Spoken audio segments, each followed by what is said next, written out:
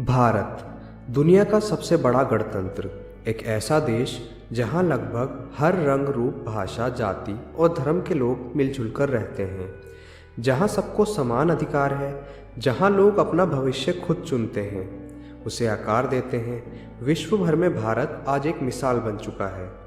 जिन मूलभूत अधिकारों को आज हम अपना हक समझते हैं, वो असल में अनगिनत लोगों के संघर्ष का परिणाम है।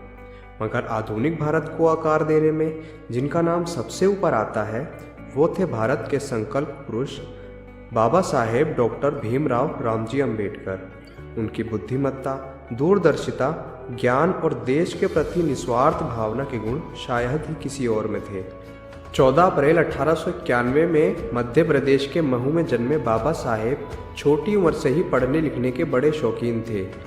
लेकिन बाबा साहेब वंचित समाज से थे, तो उन्हें स्कूल में एडमिशन लेने में बहुत दिक्कतें होती हैं।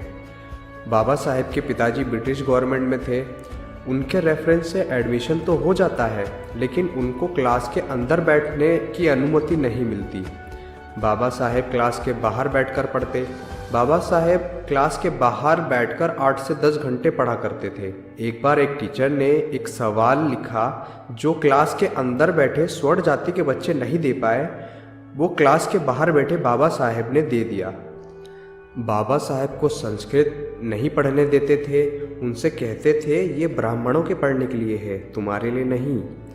1907 में बाबा साहेब ने अपनी 10वीं पास की, वो भी फर्स्ट डिवीज़न के साथ। 1909 में 12वीं पास की, वो भी फर्स्ट डिवीज़न के साथ। और 1912 में अपनी ग्रेजुएशन कंप्लीट की। उसके बाद बाबा साहेब बड़ौदा चले जाते हैं जॉब करने के लिए। उसी दौरान 2 फरवरी 1913 को उनके पिताजी का स्वर्गवास हो जाता है। उनके पिताजी चाहते थे वो पढ़े लिखे, लाइफ में कुछ करें। तो बाबा साहेब के एक टीचर होते हैं जो उस टाइम के महाराज सियाजी राव गायकवाड़ जी से उनके बारे में जिक्र करते हैं कि ये लड़का पढ़ना चाहता है। तो महाराज उनको स्कॉलरशिप देते हैं, लेकिन एक अग्रीमेंट करते हैं कि जब आप पोस्ट ग्रेजुएशन कर लेंगे तो आपको हमारे यहाँ 10 साल की सर्विस देनी होगी। तो बाबा साहेब स्कॉलरशिप लेते हैं और कोलंबिया पढ़ने जाते हैं। बाबा साहेब वहाँ लाइब्रेरी खुलने से पहले ही पहुँच जाते और लाइब्रेरी बंद होने तक पढ़ा करते थे। बाबा साहेब वहाँ 18 घंटे तक पढ़ा करते थे। बाबा साहेब 1913 से लेके 1916 तक कोलंबिया में पढ़े। 1916 में वर्ल्ड वॉर के कारण बाबा साहेब की स्कॉलरशिप डिसकंटिन्यू हो जाती है, तो बाबा साहेब को भारत वापस आना पड़ता है। जैसा कि महाराज के साथ अग्रीमेंट हुआ था, तो बाबा साहेब ने मिलिट्री अकाउंट ऑफिस में एज अ मिलिट्री सेक्रेटरी के पद पर काम किया। वहाँ पर भी बाबा साहेब के साथ भेदभाव होने लगा। वो पानी मांगते तो पानी नहीं देते थे, उनको फाइल भी फेंक कर दी जाती थी, क्योंकि बाबा साहेब महार जाति से थे। बाबा साहेब वहाँ से रिज़ाइन देते हैं और अपने घर जाने के लिए रेलवे स्टेशन की तरफ जाते हैं। वहाँ पता चलता है ट्रेन कुछ लेट है, तो बाबा साहेब पास के एक बाग में एक बरगद के पेड़ के नीचे बैठ जाते हैं और सोचने लगते हैं कि मैं इतना पढ़ा लिखा हूँ, फिर भी मेरे साथ भेदभाव किया, और समाज के विभिन्न तबकों का क्या हाल होता होगा, और मेरा समाज तो पढ़ा लिखा भी नहीं है। तो बाबा साहेब वहाँ पर संकल्प लेते हैं कि मैं सामाजिक योद्धा बनूंगा।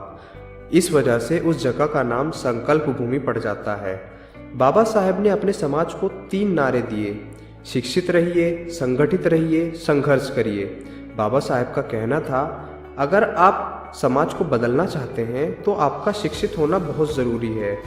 अगर आप शिक्षित नहीं रहेंगे तो आपको आपके अधिकार के बारे में पता ही नहीं चलेगा।